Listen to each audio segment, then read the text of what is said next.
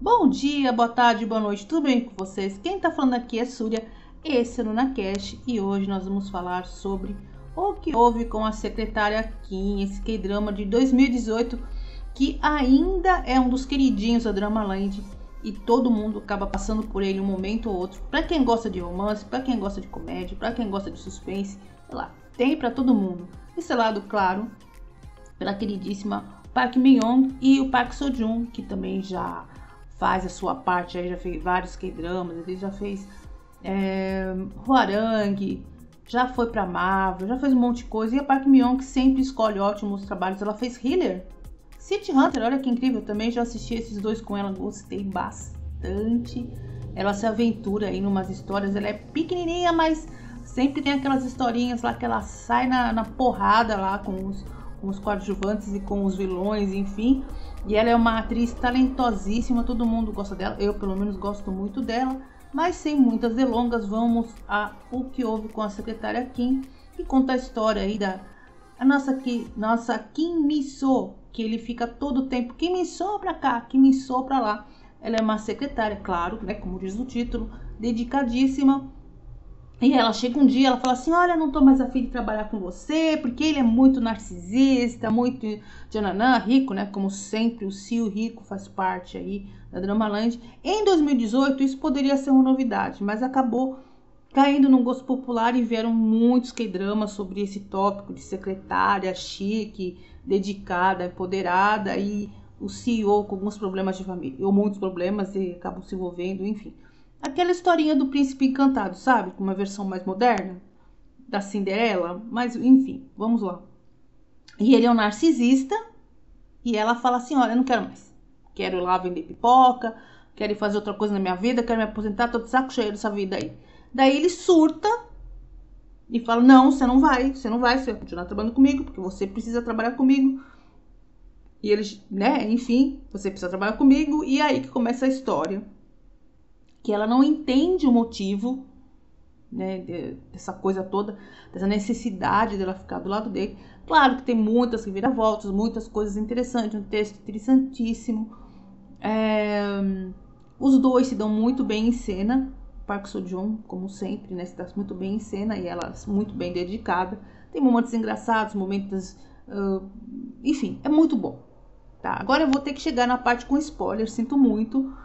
Mas antes, ó, você vai lá, assiste, é recomendadíssimo, tem muita gente que gosta. Eu também fui uma que gostou demais. E vamos à parte com spoiler, que eu acho que é a parte mais importante sobre esse K-drama. Claro que eu poderia chover no molhado, falar que a direção é ótima, que o roteiro é ótimo, que o figurino é ótimo. Daí fica aquele negócio mesmo de sempre. Mas o grande diferencial é esse que eu vou falar agora em seguida, que é sobre a história dos personagens. Aquilo que está entre as entrelinhas, depois que o grande segredo é revelado na história, deu motivo dele querer ficar com ela, né? Esse é spoiler, gente, spoiler dos grandes. Então, o que que acontece? Os dois, né? A Kim Mi-soo e o Lee Young-joon, que eles, quando eles eram pequenos, eles sofreram um sequestro relâmpago de uma pessoa maluca. Essa é a única parte que eu não não ficou muito claro se ela era conhecida da família ou não, se era uma pessoa aleatória, mas enfim, isso não importa.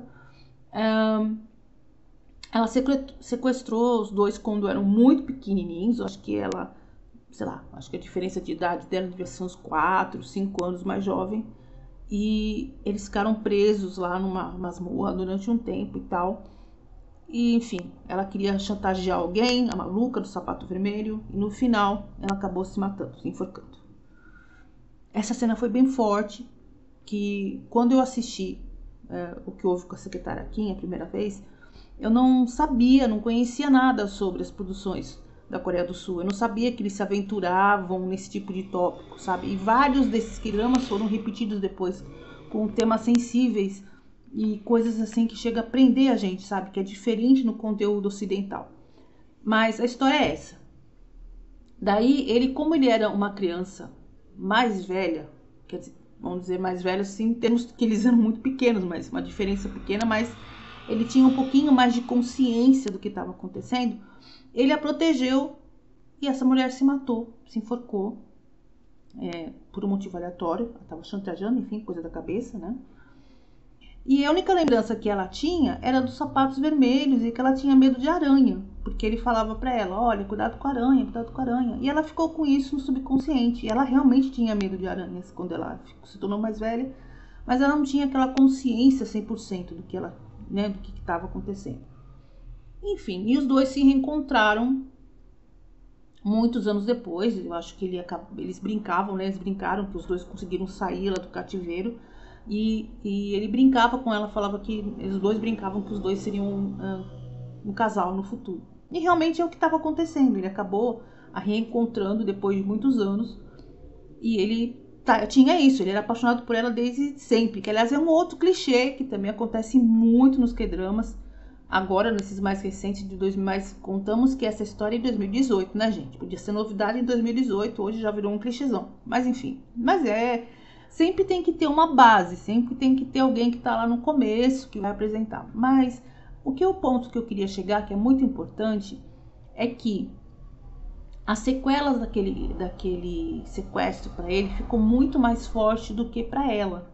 Ela tinha essa visão muito fantasiosa do que tinha acontecido, porém ele tinha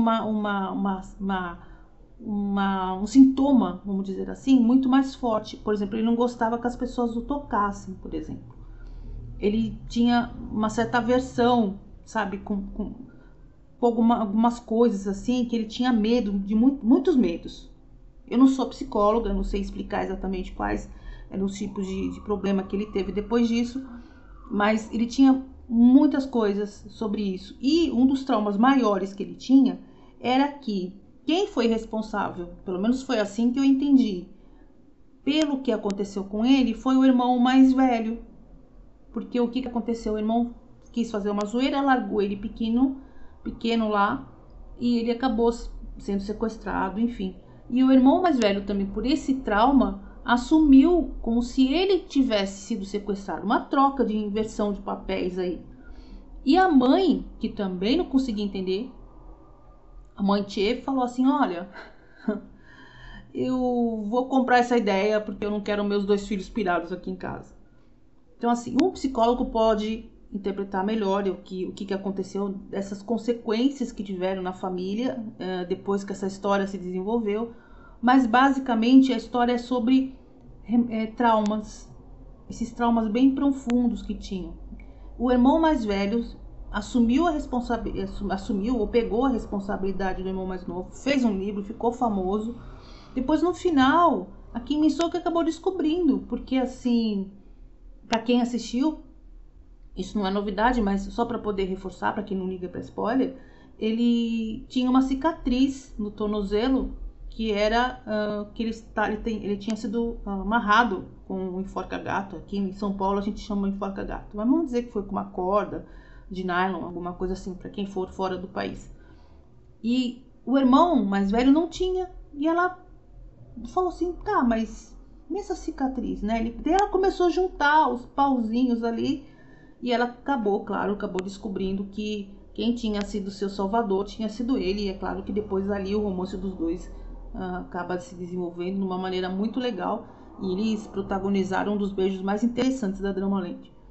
Então, claro que se eu falei os spoilers até aqui, você não se importou, então assista, não é só isso, tem muita coisa legal, tem uns momentos bem interessantes dos dois, mas eu achei o melhor abordado foi justamente esse problema da síndrome. Tinha algumas coisinhas nele que você percebia tinha consequência a ver com o sequestro que ele teve quando ele era pequeno.